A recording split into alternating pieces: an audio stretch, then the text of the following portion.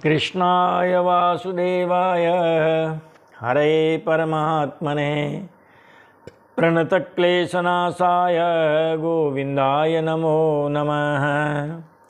सच्चिदानन्दरूपाय विश्वोत्पत्त्यादिहेतवे तापत्रय विनाशाय श्रीकृष्णाय वयं नमः।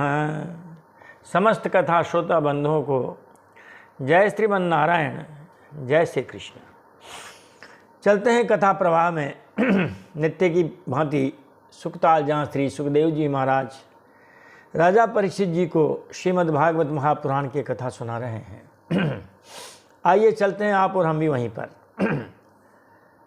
और कल की कथा का थोड़ा प्रसंग देख लेते हैं, फिर आगे चलेंगे। अष्टम स्कंध और उसका 18वां अध्याय हो चुका था। 18वें अध्याय में वामन भगवान महाराज राजा बलि के उस यज्ञ में पधार गए हैं। जब उनको आते हुए देखा तो महाराज सब उन पर बड़े मोहित हो गए, निस्तेज हो गए। कहने लगे मानो कोई सूर्य भगवान हमारे यज्ञ को देखने आए हैं, कोई कहे साक्षात अग्नि भगवान ही आ गए हैं, कोई कहते हैं मानो जो है सनकादि ऋषि हमारे यज्ञ को देखने आ गए हैं। और राजा बलि ने जब उनको देखा, अरे महाराज वो तो बड़ा प्रसन्न हुआ, मोहित हो गया और कहने लगा कि महाराज अब आपके जचे सो मांग लीजिए। और क्योंकि मुझे लगता है कि आप जब आए हैं तो आपके मन में कुछ मांगने की इच्छा लेके ही आए हैं। अब बताओ मैं आपको क्या दूँ? आपको गायें चाहिए, सोना चाहिए, सामग्रियों से सुसज्जित आपको घर चाहिए, शुद्ध अन्न चाहिए, शुद्ध जल चाहिए, विवाह के लिए ब्राह्मण की कन्या चाहिए, संपत्तियों से भरे हुए गांव चाहिए, हाथी घोड़े रथ, जो भी आपको चाहिए सो आप हमसे मांग लीजिए। यहाँ हमने पिछले वीडियो में आपको यहाँ तक बताया था। अब विचार कर लिया होगा वामन भगवान ने, भाई अपन को क्या मांगना है। अब महाराज 19वां अध्याय का आरंभ यहीं से होता है। अब जो है भगवान जो है वामन का राजा बलि से तीन पग पृथ्वी मांगने का इसमें जो है वर्णन होगा इस अध्याय में। जब राजा बलि कहेंगे ना आप जचे सो मांग लो, तो भगवान उनसे 3 कदम भूमि मांगेंगे। राजा बलि वचन दे देता है, लेकिन महाराज शुक्राचार्य जी से सामने ये भगवान की माया छुप नहीं पाती है और वो राजा बलि से कहता है, अरे तेने तो सर्वनाश कर दिया है। ये वामन 53-54 नहीं है भैया, साक्षात भगवान हैं। इनको ये तू संकल्प मत कर। महाराज वो गुरुजी से मना कर देता है अपने उससे कि मैंने नई प्रतिज्ञा की है तो मैं दूंगा। और चूंकि भगवान पहले ही कह चुके थे माता अदिति से कि गुरु की कृपा से ही आगे बढ़ा है, गुरु की कृपा से ही इसकी संपत्ति बढ़ी है, उत्थान हुआ है, और गुरु के कोप से ही इसका विनाश होगा। गुरु जी ने कृपा की तो देखो उसको जीवन दान दिया, उसे विश्वजित यज्ञ करवाया, अश्वमेध यज्ञ करवाया, और गुरु जी की बात नहीं मानी। गुरु जी ने क्या कहा, तुम इनको 3 पग पृथ्वी का संकल्प मत करो। उन्होंने कहा गुरु जी मैं तो करूँगा 3 पग, क्योंकि मैं कह चुका। गुरु जी की बात नहीं मानी, गुरु जी ने श्राप दिया और देखो महाराज वो स्वर्ग से च्युत हो गए। तो गुरु जी की महिमा बड़ी अपरंपार है महाराज। बड़ा अच्छा संवाद है बलि का और शुक्राचार्य जी का, बहुत अच्छा संवाद इस अध्याय में आपको सुनने को मिलेगा। तो चलते हैं 19वां अध्याय। श्री भगवान उवाच वचस्तवेत जनदेव सुनितं कुलोचितं धर्मयुतं यशस्करं यस्य प्रणमाणं भृगवः सांपराय पितामह कुल वृद्ध प्रशांतः। हे राजन, आपने जो कुछ कहा वह आपकी कुल परंपरा के अनुरूप कहा है। हे राजन, तब एतत् वजह है, तुम्हारी जो वाणी है, तुम्हारे जो वचन है, आपने जो कुछ कहा है, सुनृतम और कुलोचितम, महाराज कुल परंपरा के अनुरूप है। और महाराज ये बिल्कुल अच्छी बात आपने कही है। धर्मयुतम, बड़ी धार्मिक बात है, धर्मपरायण है आप। यशस्करम, ये महाराज यश दिलाने वाली है, यश को बढ़ाने वाली है और बड़ी मधुर है। किसको अच्छी नहीं लगेगी महाराज ऐसी बात है। देखो दाता उदार है, कह रहे हैं जच सो मांग लो। महाराज पंडित जी जावे और जजमान महाराज उसके सामने चेक बुक डाल दे कि महाराज भर लो राशि आपके जचे सो, दस्तखत हम करेंगे, हैं। ऐसे जजमान मिल गए महाराज इनको, तो चेक बुक डाल दी महाराज जी के सामने, बस लिख दो आपको जो लिखना हो। तो भगवान ने उनकी बड़ी प्रशंसा की कि वचस्तवेत जनदेव सुनृतम, हे राजन तुम्हारी ये जो बात है बड़ी मधुर है, कुलोचितम आपके खानदान के अनुरूप है। अरे महाराज आपके खानदान में देखो तो सही है, भक्तराज प्रहलाद जी पैदा हुए, विरोचन पैदा हुए है, इसीलिए कुलोचितम धर्मयुतम, धर्म सम्मत है। यशस्करम, यश को बढ़ाने वाला है। यसे प्रमाणम भृगवः सांपराय, सांपराय का मतलब है धार्मिक तथ्यों में, जितने भी धार्मिक बातें हैं कहते हैं महाराज उनमें आप किसको प्रमाण मानते हैं? महाराज भृगु ऋषि को सम्मान देते हैं। जो शुक्राचार्य जी महाराज हैं वो आपके धार्मिक मामलों में प्रमाण हैं, धर्म के संबंध में। और पिता महकुल वृद्ध प्रशांत है और परम शांत, ऐसे जो आपके कुल वृद्ध जो प्रहलाद जी महाराज हैं, आप उनकी बात मानते हैं, उनकी बात को प्रमाण मानते हैं। आपका कहना कोई बुरा नहीं है, आपने जो कुछ भी कहा सब ठीक ठीक ही कहा। ऐसे डालते महाराज ये मोहिनी। वहाँ जब अमृत बांटने लगे तो वहाँ भी ऐसी मोहिनी डाली थी महाराज उन दैत्यों पर, क्या मोहित हो गए थे महाराज, हैं। बड़ा अमृत कलश ही दे दिया है। यहाँ पर भी चेक बुक ही डाल दी, भर लो महाराज आपको जो भरना हो। न ये तस्मिन् कुले कश्चित् निसत्व कृपणः पुमान् प्रत्याखाता प्रतिश्रुत्ये यो वादाता द्विजात। अरे महाराज आपकी वंश परंपरा का क्या कहना। एतस्मिन् कुले कश्चित् न जाता है, आपके खानदान में ऐसा एक भी व्यक्ति नहीं हुआ है जो महाराज निसत्व हो, धैर्यहीन हो। आपके खानदान में कोई व्यक्ति ऐसा पैदा नहीं हुआ जो धैर्यहीन हो, कंजूस कृपण हो। महाराज एक से एक बढ़ के दानी हुए हैं आपके यहाँ। इसीलिए कहते हैं महाराज, दोहा हमने पढ़ा था कि मांगे घटत रहीम पद करो बड़ो कित काम। रहीमदास जी के दोहे थे ये। बीए में हमने हिंदी पढ़ी, एमए संस्कृत में किया।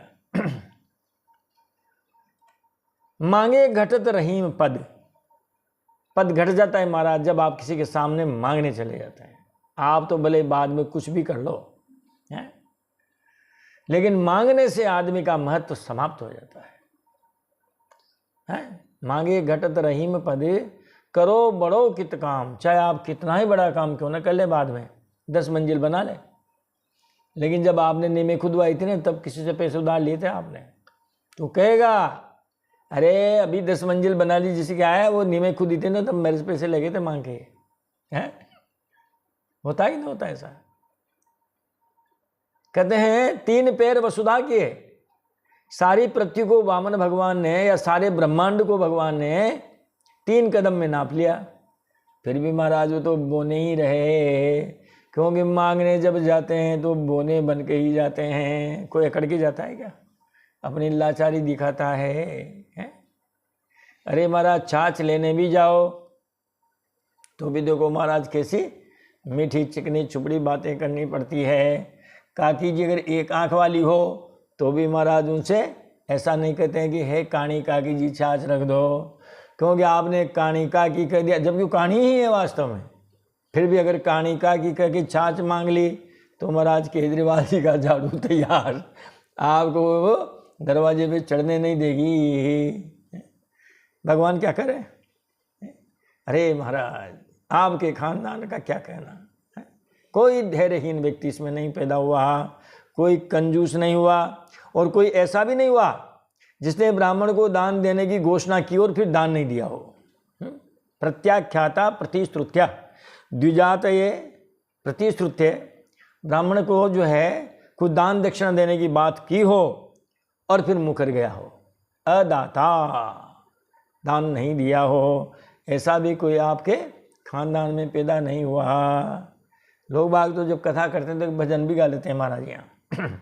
अब हमको भजन गाना आता नहीं है, फिर भी एक दो लाइन सुना देते हैं। बड़ा प्रसिद्ध जो है वो शायद कोई फिल्म में आया था ये, कि तेरे द्वार खड़ा रे भगवान, भगत भर दे रे झोली, भगत भर दे रे झोली, तेरे द्वार खड़ा रे भगवान, भगत भर दे रे झोली, तेरा होगा बड़ा एहसान की जुग जुग और तेरी रहेगी शान, भगत भर दे रे झोली, भगत भर दे रे झोली। अरे डोल उठी है सारी धरती देख ले, डोला गगन है सारा, डोल उठी है सारी धरती देख ले, डोला गगन है सारा, भीख मांगने आया तेरे घर और जगत का पालन हारा रे, जगत का पालन हारा, मैं आज तेरा मेहमान की कर ले और मुझसे जरा पहचान, भगत भर दे रे झोली, भगत भर दे रे झोली, तेरे द्वार खड़ा रे भगवान, भगत भर दे रे झोली, भगत भर दे रे झोली। आज लुटा दे रे सर बस अपना, मान ले कहना मेरा, आज लुटा दे रे सर बस अपना, तू मान ले कहना मेरा, मिट जाएगा पल में तेरा और जन्म जन्म का फेरा रे, जन्म जन्म का फेरा, तू छोड़ सकल अभिमान और कर ले रे तू अपना दान, अमर कर ले रे तू अपना दान, भगत भर जे रे झोली, तू छोड़ सकल अभिमान, अमर कर ले रे तू अपना दान, भगत भर दे रे झोली, भगत भर दे रे झोली, तेरे द्वार खड़ा रे भगवान, भगत भर दे रे झोली, भगत भर दे रे झोली, तेरा होगा बड़ा एहसान की जुग जुग तेरी रहेगी शान, भगत भर ले रे झोली, भगत भर दे रे झोली। अरे महाराज इसको बड़े संगीत लय में गाते हैं। अब हमें तो संगीत आती नहीं है महाराज, फिर भी कथा में ये भजन जो है वो हमारे संगीत के जो होते हैं गंधर्व लोग वो सुनाया करते हैं। तो महाराज वो जो है वामन भगवान कहते हैं महाराज चलो ठीक है, आपने तो बहुत बहुत कुछ कहा है, हमें तो केवल आप क्या दे दीजिए, तस्मा त्वत्तो महिम ईसत, ईसत महिम, ईसत का मतलब थोड़ी सी जमीन। महाराज हमें तो गुरु जी के लिए कुटिया बनानी है, हवन पूजन करना है, बस थोड़ी सी जमीन दे दीजिए। तस्मात् त्वत्तो महिमीसत् वृणेहं वरदर्शभात्, पदानि त्रीणि दैत्येन्द्र संमितानि पदा मम। हे वरदर्शभ, वरदर्शभ का मतलब होता है दान देने में अग्रणी, दान की वर्षा करने वाले। हे दैत्यराज, आप तो हमें हमारी मुंह मांगी वस्तु थोड़ी सी पृथ्वी दे दीजिए, इसी से मैं अपने मेरे कदमों से मारा 3 कदमों के बराबर जितनी पृथ्वी मांगता हूँ। हे दैत्येंद्र, 2 बार इसमें विशेषण आया राजा बलि के लिए। एक तो आया वरदर्शभ, वरदर्शभ का मतलब दानी शिरोमणि। हे दानी शिरोमणि, हे दैत्येंद्र, है बलि महाराज, तस्मात इसलिए हम तो त्वत्तः यानी आपसे, ईसत महिम अहम व्रणे, थोड़ी सी भूमि हम मांगना चाहते हैं आपसे। पदानी त्रीणि दैत्येन्द्र सम्मितानी, सम्मितानी का मतलब बराबर, हमारे जो 3 कदम जब हम रखेंगे उन 3 कदमों के बराबर, मम पदा मेरे पैर से, आपके पैर से नहीं, मेरे पैर से आप जो है बस 3 कदम भूमि हमें दे दीजिए। नान्यते कामये राजन, हे राजन हमें और कुछ नहीं चाहिए। वदान्या जगदीश्वरात, भले आप वदान्य हैं, दानी शिरोमणि हैं, आप संसार के स्वामी हैं, फिर भी हमें आपसे कोई ज़्यादा कुछ चीज़ नहीं चाहिए। नैन प्राप्त होते वही विद्वान, वह विद्वान ब्राह्मण पाप को प्राप्त नहीं होता है, यावद अर्थ परिग्रह है। अरे भाई जितने से धन से हमें प्रयोजन हो बस उतना ही धन हमें लेना है। बेटी का ब्याह है तो ब्याह के अनुसार ही हमें जजमान से पैसे लेने हैं। मकान बनाना है तो महाराज उतनी सी है। रोटी कपड़ा और मकान जीवन के हैं 3 निशान। हमारा जीवन निर्वाह जिससे ठीक ठीक चल जाए बस उतना ही लेना चाहिए। इससे जो विद्वान ब्राह्मण है महाराज उसको किसी तरह का पाप लगता नहीं है। आप तो सारे जगत के स्वामी हैं, बड़े दानी हैं, फिर भी मैं आपसे इससे अधिक नहीं चाहता। विद्वान पुरुष को केवल अपनी आवश्यकता के अनुसार ही दान स्वीकार करना चाहिए। इससे वह जो संग्रहजन्य पाप है उससे बच जाता है। हमें संग्रह करके क्या करना महाराज? तो महाराज बलि ने कहा ये तो जोरदार है भाई। बलिरुवाच, बलि ने कहा अहो ब्राह्मण दायाद, हे ब्राह्मण कुमार। दायाद का मतलब पुत्र भी होता है और दायाद का मतलब कुटुंबी भी होते हैं, भाई बंधु। दायाद शब्द के 2 अर्थ हैं। अहो ब्राह्मण दायाद वाचस्ते वृद्ध सम्मता त्वं बालो बालिशमति स्वार्थम प्रति अबुधो यथा। हे ब्राह्मण दायाद, तुम्हारी बातें तो बड़ी बुजुर्गों जैसी है? हो तो बच्चे लेकिन आप तो ऐसा लगता है जैसे आप ज्ञान वृद्ध हैं। वयोवृद्ध तो नहीं है लेकिन महाराज आप तो ज्ञान वृद्ध हैं, धर्म वृद्ध हैं, विद्या वृद्ध हैं, तपोवृद्ध हैं। केवल उम्र ही थोड़ी मतलब जो है बूढ़ेपन का लक्षण उम्र ही थोड़ी है। तो कहते महाराज तुम्हारी बातें तो बड़ी बूढ़ों जैसी है परंतु तुम्हारी अभी बुद्धि बालकों जैसी है। त्वं बालः, आप बालक हो, और बालिश मति, मति का मतलब बुद्धि, आपकी बुद्धि भी बच्चों जैसी है। अभी तुम बालक ही तो हो, इसीलिए स्वार्थम प्रति अबुदो यथा, इसी से अपने लाभ हानि नहीं समझते हो। स्वार्थ के प्रति आपकी क्या है? अबुध है, आप उसके मामले में बुद्धिमान नहीं हो। वरना महाराज आज के ज़माने में कोई जजमान कह दे किसी पंडित जी से कि महाराज आपके जचेसु ले लो। एक और थे जजमान वो विश्वामित्र जी महाराज हैं, और घोड़े सहित राजा हरिश्चंद्र उनको जजमान मिले। और महाराज राजा हरिश्चंद्र ने वो घोड़े की लगाम सहित उन्होंने जो है वो उनको संकल्प कर दिया। और महाराज पंडित जी ने कह दिया राजन, घोड़े का मतलब है राज्य का प्रतीक है घोड़ा, आपने घोड़े सहित हमें आपकी संपूर्ण राज्य दान दे दिया, निकलो बाहर। बता, और राजा हरिश्चंद्र को कितने कष्ट उठाने पड़े। तो महाराज आप जो है बच्चे हो और बूढ़ों जैसी बातें करते हो, आप स्वार्थ के मामले में जानते नहीं हो। माम बचो भी समाराध्य, यदि कोई स्तुति प्रार्थना के द्वारा मुझे प्रसन्न कर ले तो लोकानाम एकमेश्वरम, सारे लोगों का मैं एक ही स्वामी हूँ। मैं त्रिलोकी का स्वामी हूँ और ऐसे त्रिलोकी के स्वामी को अपनी बातों से, अपनी स्तुति प्रार्थना से प्रसन्न कर दे और फिर मात्र पदत्रयम वृणीते यो, जो केवल फिर 3 ही कदम भूमि मांगे। अबुद्धिमान दीपदासुसम, क्या उसको बुद्धिमान कहा जा सकता है? वो बुद्धिमान नहीं है। हम तो दीपदासुसम, 7 द्वीप है ना पूरे ब्रह्मांड के संसार में, हम तो द्वीप के द्वीप दान दे सकते हैं महाराज। एक द्वीप रख लेंगे हमारे लिए ज़्यादा से ज़्यादा। ले लो आप तो जम्बू द्वीप ले लो, बहुत सारे द्वीप हैं, प्लक्ष द्वीप हैं, बहुत सारे द्वीप हैं।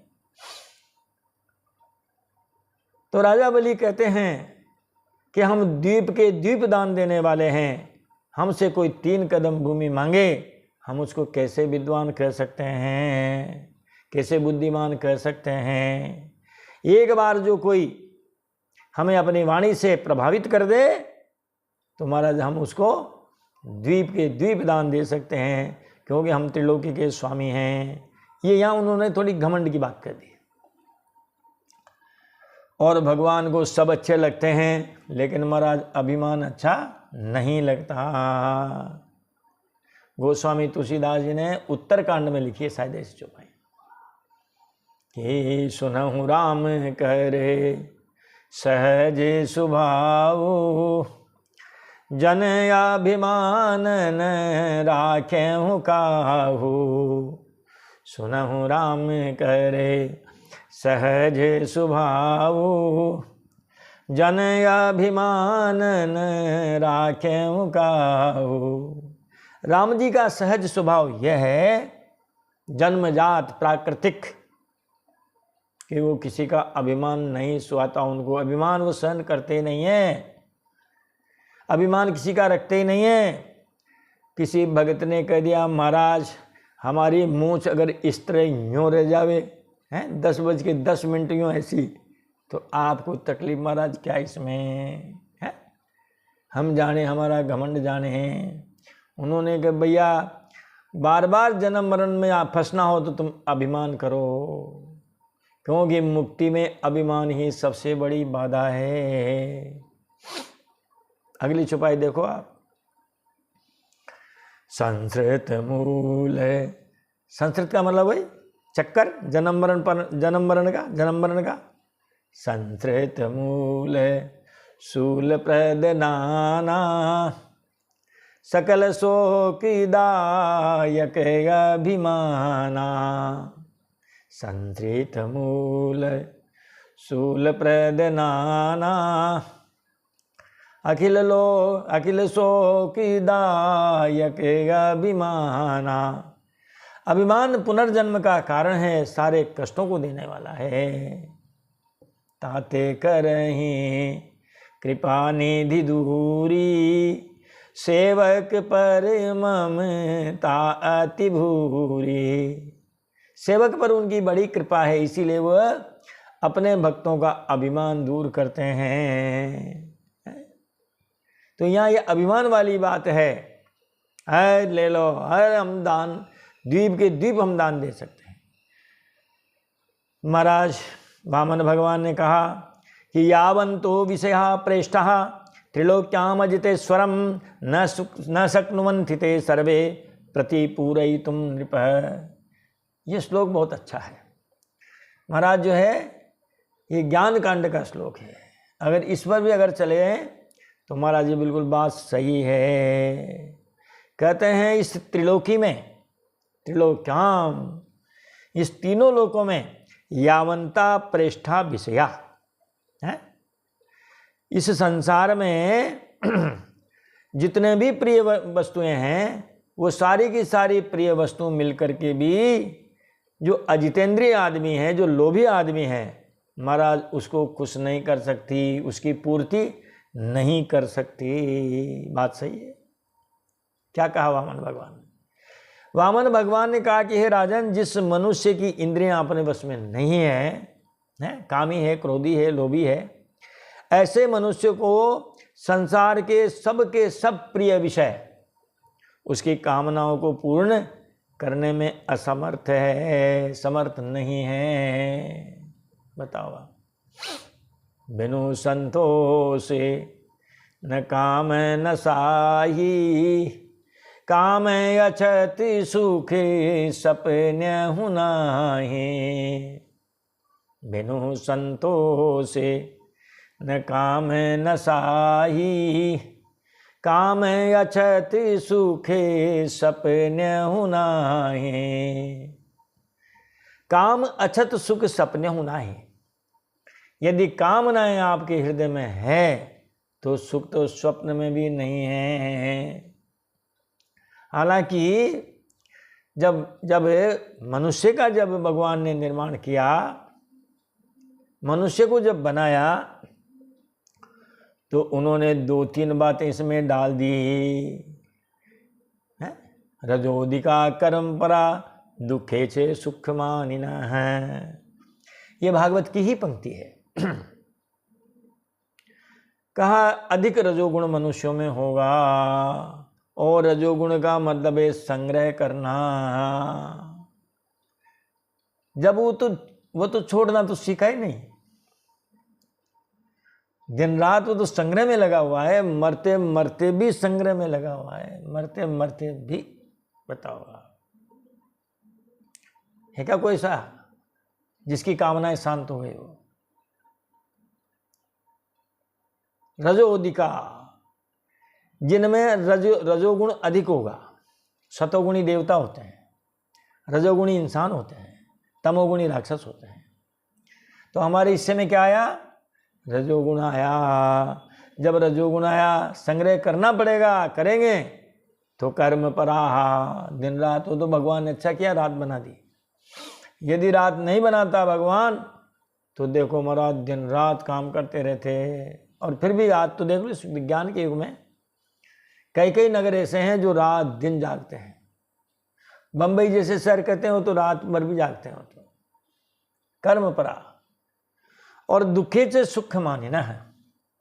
जो उसने संग्रह किया, जरूरी नहीं कि उस संग्रह से उसको सुख ही मिला हो, उनसे दुख मिला, लेकिन उन दुख की वस्तुओं में भी वो सुख मानने वाला बनेगा। महाराज उसके जो है मीठा खाने का ऐसा शौक लगा, डायबिटीज हो गई महाराज। ये है भोग में ही तो रोग है ना। तो देखो ये दुख देने वाली चीज है, लेकिन उसमें भी वो सुख मानता है। हमारी जो जिह्वा इंद्रिय है, इस भोग के चक्कर में हम कितने रोगी हो गए देखिए महाराज। लेकिन ये छूटता नहीं है। तो जो दुख की सामग्री है, हमारे और भी जितने भी उपकरण हैं महाराज, ये सारे तो कोई सुख देने वाले हैं नहीं हैं महाराज। शोरूम से बढ़िया 25 लाख की गाड़ी निकल आई और फर्राटे भर रहे हैं, आनंद आ रहा है महाराज। थोड़ी सी निगाह चुकी है, हल्का फुल्का एक्सीडेंट हुआ है और वो गाड़ी मिस्त्री के यहाँ गई है महाराज, और भाई साहब हॉस्पिटल में पहुँचे हैं। क्या इसलिए गाड़ी ली थी हमने? तो ये जितने भी, हालांकि इनसे सुख तो है, लेकिन दुख से मिश्रित है। ऐसा नहीं है कि ले ली तो अब सुख ही सुख है। गाड़ी पंचर हो जाएगी, भाई साहब उस गाड़ी में भी जो है भला बुरा कहेंगे, इस कम वक्त को यहीं इसको पंचर होना था है? तो आपने कोई टाइम सेट कर रखा है या जगह सेट कर रखी क्या? वहीं जाके होगा है? अरे महाराज बड़ी अच्छी बातें कही है। कहते हैं जिस आदमी की कामनाएं जो है उत्तरोत्तर बढ़ती हुई है, वो कामना भगवान भी पूरी नहीं कर सकता। तीनों लोकों में जितनी वस्तुएं हैं उनको आप दे दीजिए, तो भी वो जो है उनसे सुखी नहीं रह सकता। मानो जो है कुछ दुर्व्यसन है, शराब है, जुआ है, इनके पास महाराज कितना भी धन आ जाएगा, फिर भी वही दरिद्र नारायण ही रहेंगे। ज़्यादा उदाहरण मत देखो महाराज। लो शराब का उदाहरण लेना चाहते हो तो देख लो महाराज यादवों ने, कितनी बड़ी शक्ति यादवों की, लेकिन जब गए थोड़ी सी पी ली तो लड़बिड़ के सारे समाप्त हो गए। जुआ, अरे महाराज युधिष्ठिर जी को देख लीजिए आप, है जुआ लगाते गए, धर्मपत्नी को भी लगा दिया है। वो तो कृपा की है भगवान नारायण ने, है वैकुंठनाथ ने, वृंदावन बिहारी लाल ने, कि उनकी साड़ी को बढ़ाया है, वरना देखो आप क्या दुर्दशा होती है। इसीलिए वामन भगवान कहते हैं कि हे राजन, जिस मनुष्य की इंद्रियां अपने वश में नहीं है, ऐसे मनुष्य को संसार के सब प्रिय वस्तु उनकी कामनाओं को पूर्ण करने में समर्थ नहीं है। यदृच्छयोपपन्नेन संतुष्टो वर्तते सुखम, यदृच्छयोपपन्नेन संतुष्टो वर्तते सुखम। महाराज जो कुछ भाग्य से मिल जाए उसे में संतुष्ट रहने वाला पुरुष अपना जीवन सुख से व्यतीत करता है। आप अपनी एक लक्ष्मण रेखा बना लीजिए, प्रयास करेंगे, सफलता भगवान देंगे, इतने तक हम प्रयास करेंगे और उसके बाद जो हमको हमारी जो इच्छा थी वो पूरी हो गई, नई नई इच्छाएं पैदा नहीं करेंगे कि पहले वो स्कूटर लेंगे, फिर फला गाड़ी लेंगे, उसके बाद फला गाड़ी लेंगे, फिर फला गाड़ी लेंगे, तो ऐसे तो काम नहीं चलेगा है। ये दिवा स्वप्न देखना हम बंद करें, अपने आप सुखी हो जाएंगे। यदृच्छयोपपन्नेन संतुष्टो वर्तते सुखम। हे राजन, जो कुछ भाग्य से मिल जाए उसी से संतुष्ट रहने वाला पुरुष अपना जीवन सुख से व्यतीत करता है। न असंतुष्ट त्रिभिर्लोकै अजितात्मोपसादितैः उपसादितैः त्रिभिर्लोकैः। यदि उसको तीनों लोक का राज्य मिल जाए महाराज, तब भी जिनकी इंद्रियां अपने वश में नहीं हैं वह महाराज दुखी ही रहता है? तो इसीलिए अब क्या कीजिए, आप जो है संतोष की तरफ बढ़िए। देखो इस दुनिया में हम आए, काम करना बहुत जरूरी है, काम करना बहुत जरूरी है। इसीलिए दो 4 आश्रम बनाए। ब्रह्मचर्य आश्रम में आप पढ़िए, पढ़ने में मन नहीं लगता है तो ऐसा कोई काम, ऐसे बहुत सारे काम हैं, उनमें से कोई एक ऐसा काम आप सीख लीजिए जिससे आप गृहस्थी में नेक नीति ईमानदारी से 2 पैसे कमा सकें और अपनी गृहस्थी का पालन कर सकें। कितने साल तक? उन्होंने तो 50 साल लिखे, लेकिन भाई अब गवर्नमेंट की जो सीमा है पेंशन की वो 60 साल है। 60 साल तक खूब काम कीजिए आप, है ना, कौन मना करता है। 60 के बाद फिर महाराज थोड़े थोड़े उससे थोड़े थोड़े एकदम तो नहीं, अरे एकदम हो जाए तो ठाकुर जी कृपा है महाराज। फिर महाराज उसे थोड़े आप विरक्त होइए और 60 साल तक आपके बच्चे जो हैं वह वयस्क हो जाते हैं, उनको महाराज थोड़ा थोड़ा ज्ञान देते देते बस अपनी जिम्मेदारी उन पर डालिए और फिर आ जाइए हमारे साथ। क्योंकि गोस्वामी तुलसीदास जी ने बहुत अच्छी बात कही है, कामनाएं कब नष्ट होंगी। अच्छा साहब ये तो कह दिया कि बिना संतोष के कामना छूटेगी नहीं, कामना नहीं छूटेगी तो सुख मिलेगा नहीं, स्वप्न में भी नहीं मिलेगा। ये कहा उन्होंने, तो काम अच्छा तो सुख सपने होना है। फिर ये मिटेगी कैसे महाराज, जरा ये भी बता दीजिए कि राम भजन बीनु मिटी की कामा, थल विहीन तरु कबहू की जामा। राम भजन बीनु मिटहि की कामा, थल विहीन तरु कबहू की जामा। अरे राम जी के भजनों के बिना कामना मिट सकती है क्या? कहा महाराज राम जी के भजन में मन नहीं लगता, नहीं लगता है तो फंसे रहो। वो एक छोटी सी कहानी सुना देते हैं। वो बंदर छत पे घूम रहा था, उसको एक जो है लोटा था सकड़े मुंह का, उसमें चने रखे हुए थे भुने हुए, बच्चे खा रहे होंगे छोड़ गए। अब महाराज उसने देखा उसमें चने रखे हुए हैं, उनको अपने भूंगड़े बोल देते हैं, वो भूंगड़े दे गए। अरे महाराज बंदर का तो प्रिय भोजन है वो। उसने उसमें हाथ डाल दिया लोटे में, जब हाथ गया तो सीधा गया, सीधा गया। और फिर वो जो नीचे चने थे उसकी मुट्ठी बढ़ ली तो मुट्ठी ऐसे हो गई। हाथ जब लोटे में गया तब यूँ था, अब कैसे हो गया? यूँ हो गया। अब महाराज यूँ हो गया तो लोटे में फंस गया।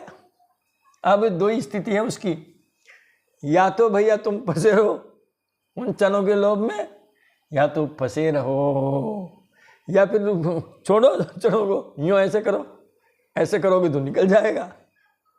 कहे महाराज मैं तो ऐसे नहीं करूँ, तो तुम खा भी नहीं सकते हो। अरे बेटा फंसे रहो, है? तो महाराज कोशिश कर लो, एक आध घूंगड़े गिर जाए कर जाए वो बात अलग है, नहीं तो फंसे रहो।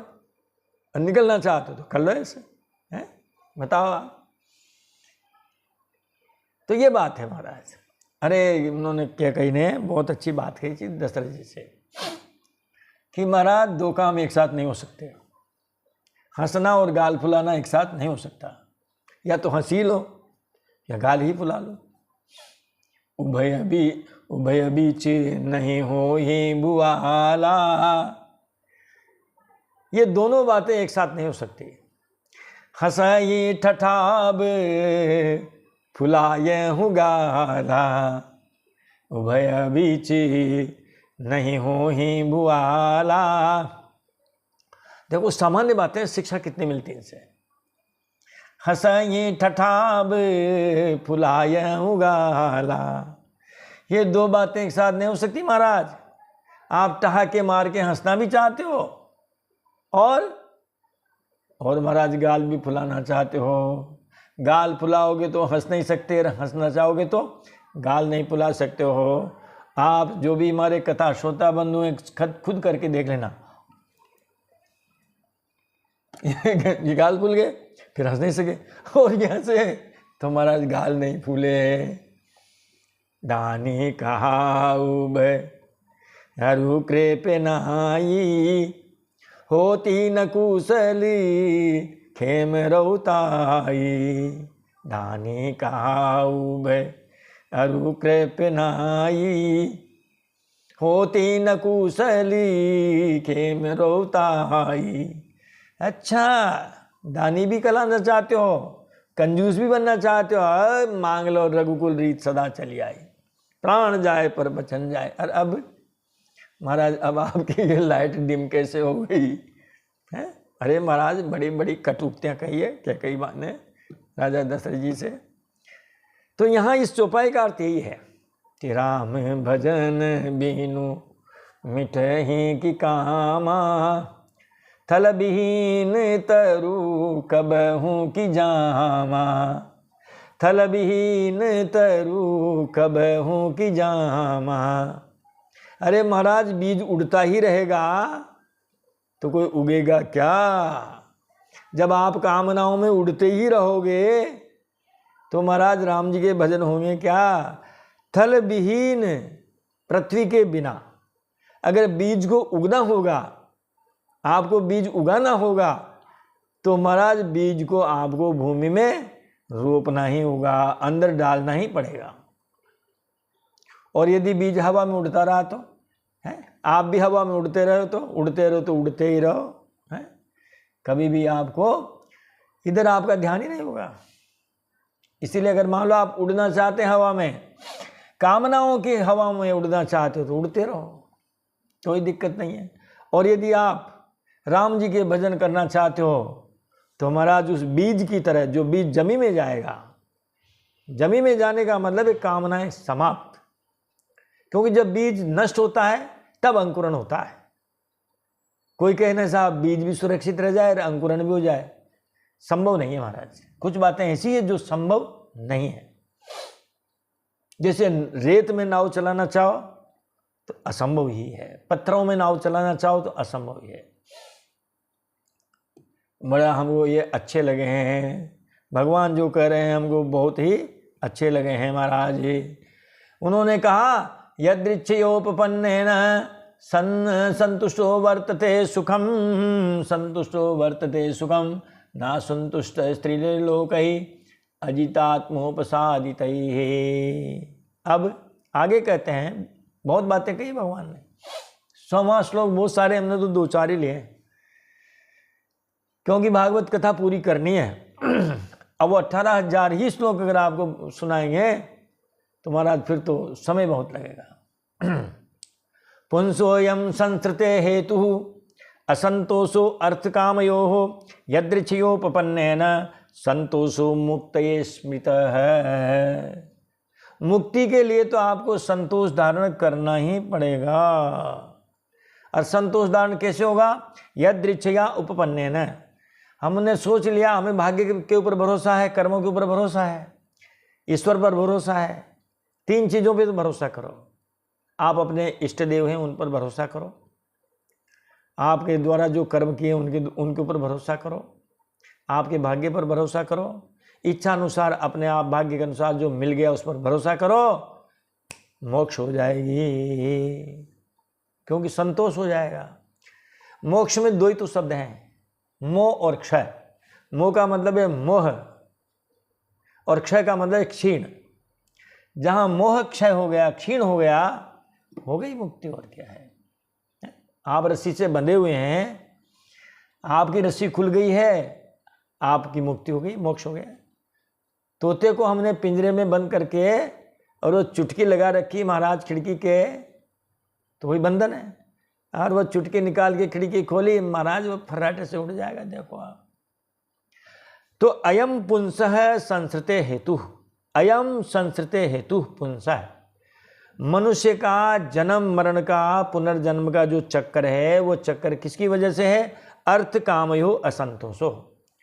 अर्थ और काम, अर्थ का मतलब धन, काम मतलब भोग। जब तक मनुष्य धन और भोग में उत्तरोत्तर फंसा ही रहेगा, तब तक महाराज वो जन्म मरण के चक्कर में वो चलता ही रहेगा। हम नहीं कह रहे महाराज जी, भागवत जी कह रही है, भगवान वामन कह रहे हैं।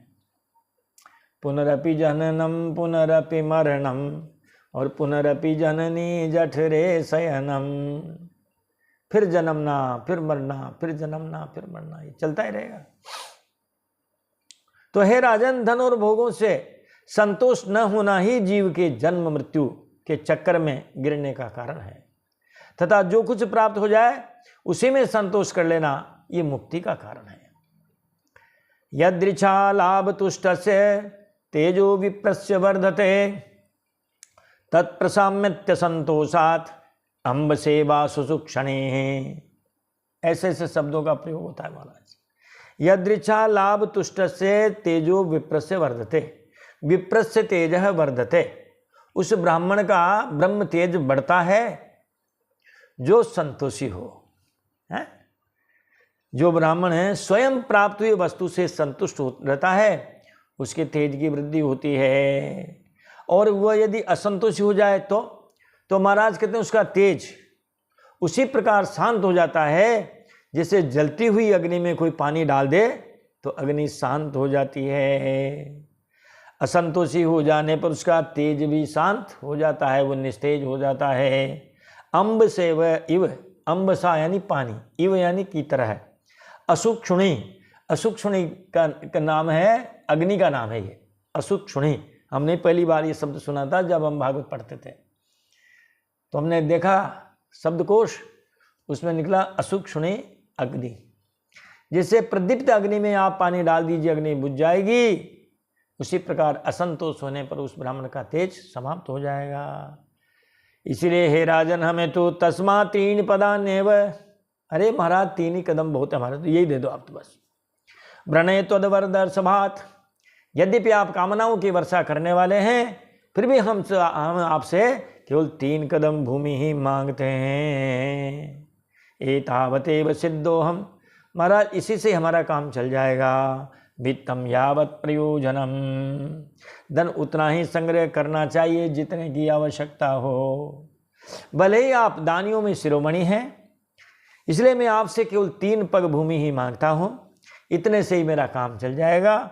धन उतना ही संग्रह करना चाहिए जितने की आवश्यकता हो। श्री शुक उवाच, श्री सुखदेव जी महाराज कहते हैं, राजन इत्युक्त स हसन्नाह, जब ये बात सुनी तो महाराज राजा बलि हंसा। है हंसना ही है, बताओ यार, छोटे से पंडित जी हैं, बड़ी ज्ञान की बातें कर रहे हैं यार, तो है।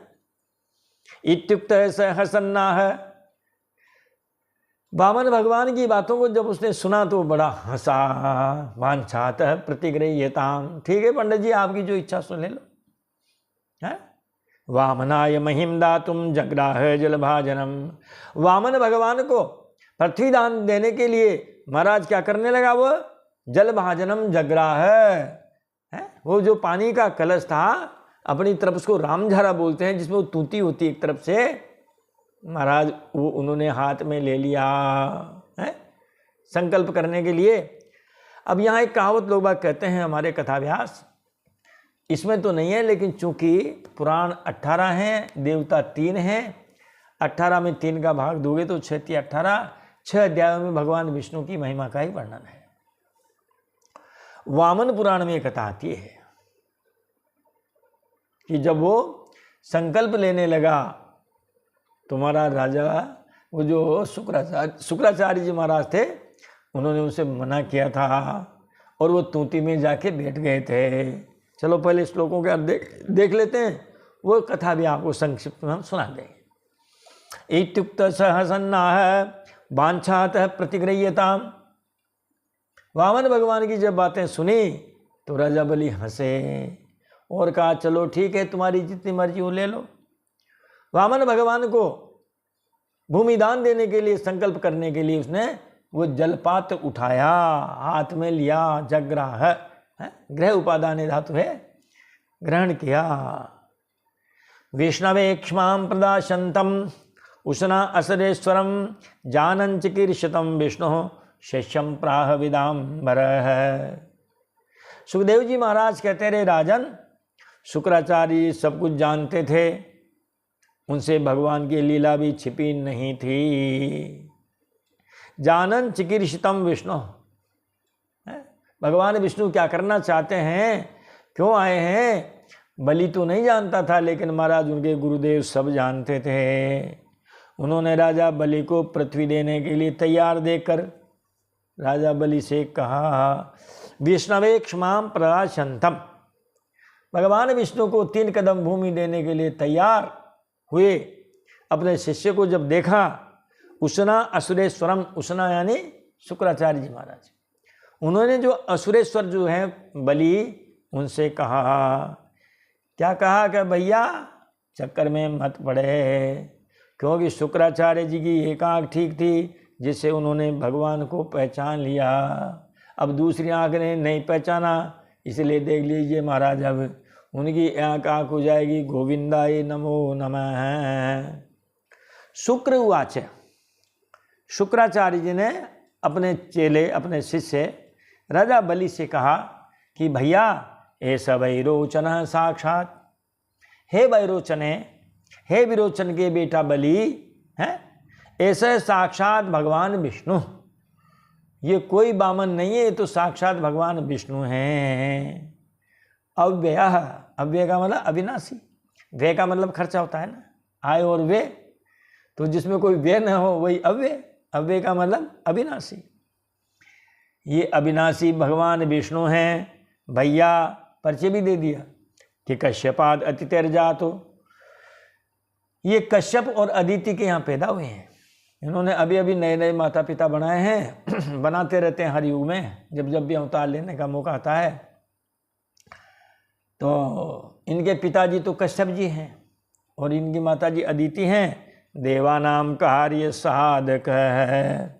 भैया ये तो देवताओं का काम बनाने के लिए कश्यप और अदिति के यहाँ गर्भ में, अदिति के गर्भ के से ये प्रकट हुए हैं, ये कह दिया शुक्राचार्य जी ने।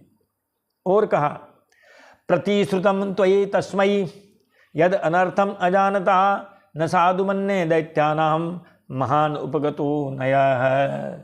और तुमने इनसे प्रतिज्ञा कर ली है? तुमने ये अनर्थ न जानकर कि मेरा सब कुछ छीन लेंगे, इन्हें दान देने की प्रतिज्ञा कर ली है। भैया तुमने ठीक नहीं किया।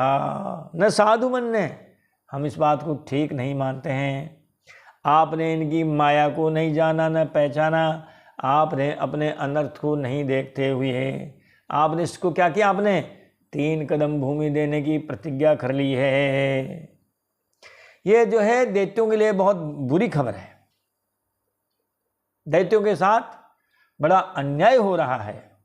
महान उपगतो नयः, और मैं इसे ठीक नहीं मानता हूँ, क्योंकि ये दैत्यों पर बड़ा अन्याय हो रहा है। देखना भैया, तेरे कदम अलग हैं, इनके कदम अलग हैं। तुम कहते हो महाराज वो नापने का तो एक ही रहता है उपकरण, पैमाना हो, लीटर हो, जो भी नापने के सामान है। भैया इसका फीता बहुत लंबा है। अरे भैया ये एक बार में जब 1 फीट नापेगा, दिल्ली पे इसका एक सिरा टिकेगा तो दूसरा टिका जांच टिकेगा जैसलमेर में है। उत्तर भारत एक बार में, दक्षिण भारत एक बार में है, पूर्व पश्चिम लाला इसका फीता, इसका कदम बहुत बड़ा है। एसते स्थानम ऐश्वर्यम, ये तुम्हारा स्थान, तुम्हारा ऐश्वर्य, सब कुछ। श्रियम तेजो यशः श्रुतम दाशत्या छिद्य सक्राय, सब कुछ तुम्हारा छीन लेगा। और किनको देंगे?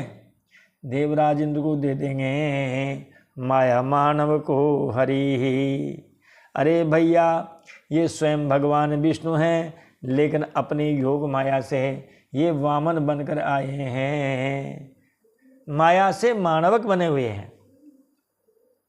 ये योग माया के द्वारा विष्णु भगवान ही ब्रह्मचारी बनकर बैठे हुए हैं। ये तुम्हारा राज्य छीन लेंगे, ऐश्वर्य छीन लेंगे, लक्ष्मी, तेज और विश्वविख्यात तुम्हारी जो कीर्ति है सबको तुमसे छीन लेंगे और देवराज इंद्र को दे देंगे।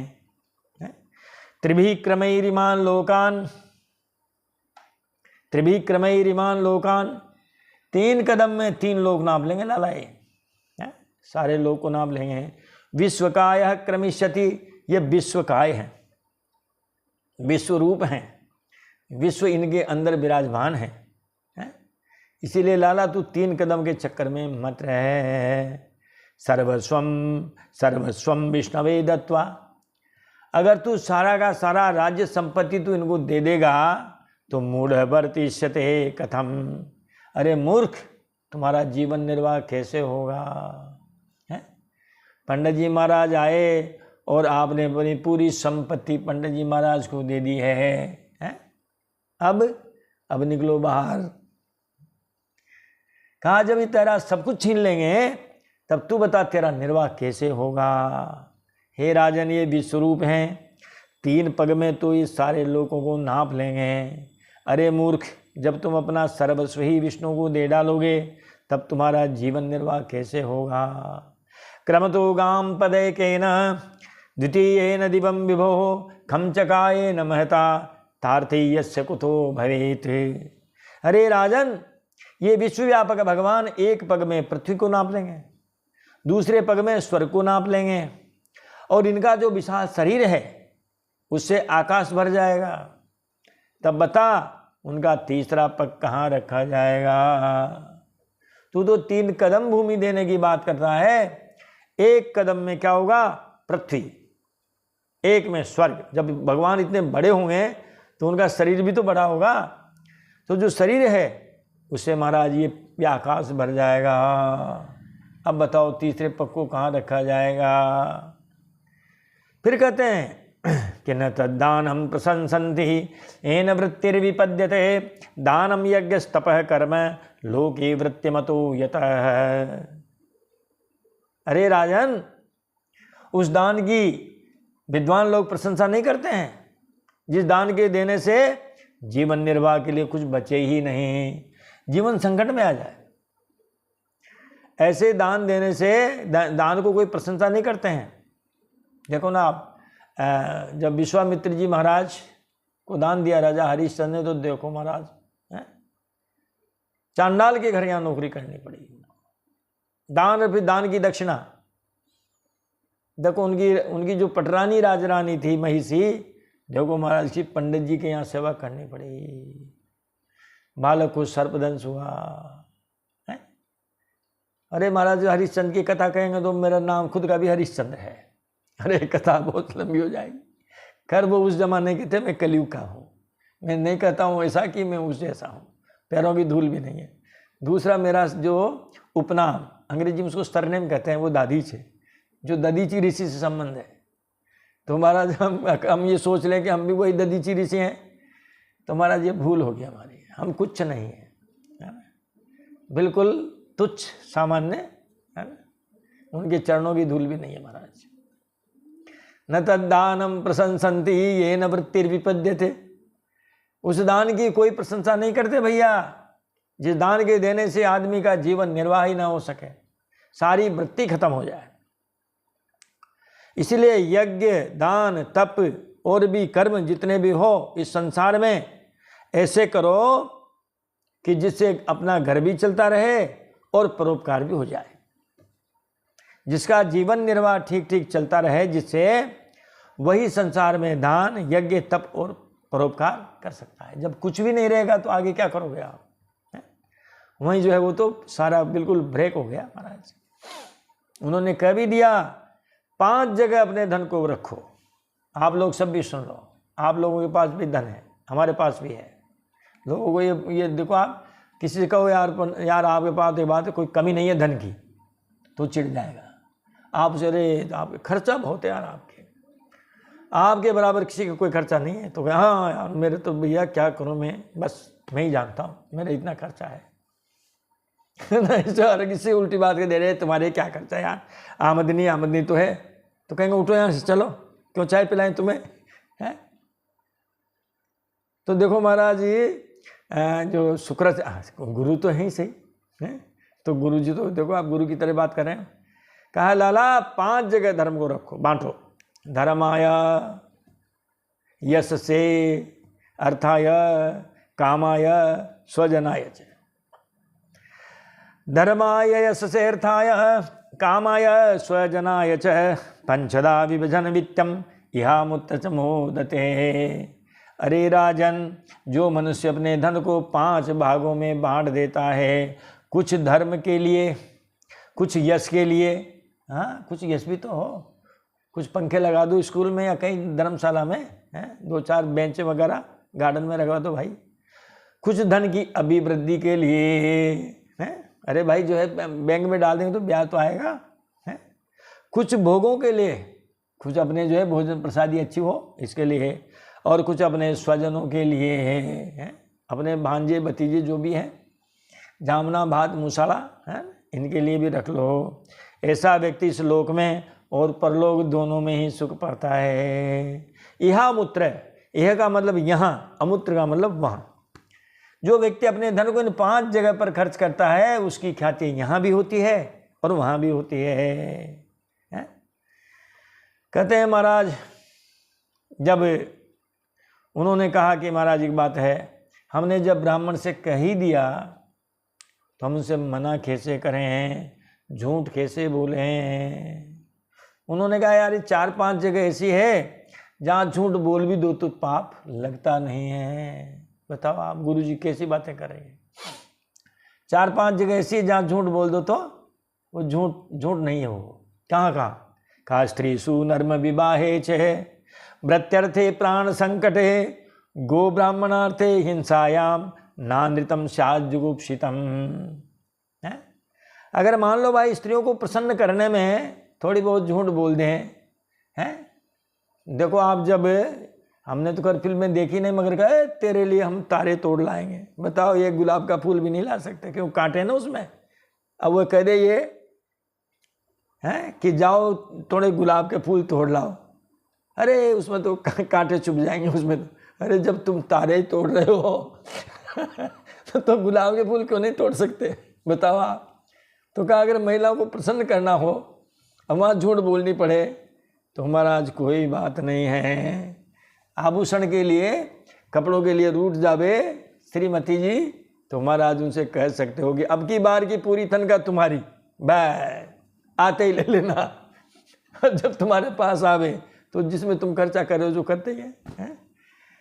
कहा स्त्रियों के हास परिहास में झूठ बोली जा सकती है, कोई दिक्कत नहीं है। नर्म विवाहे च, हास परिहास में भी बोली जा सकती है, विवाह में भी।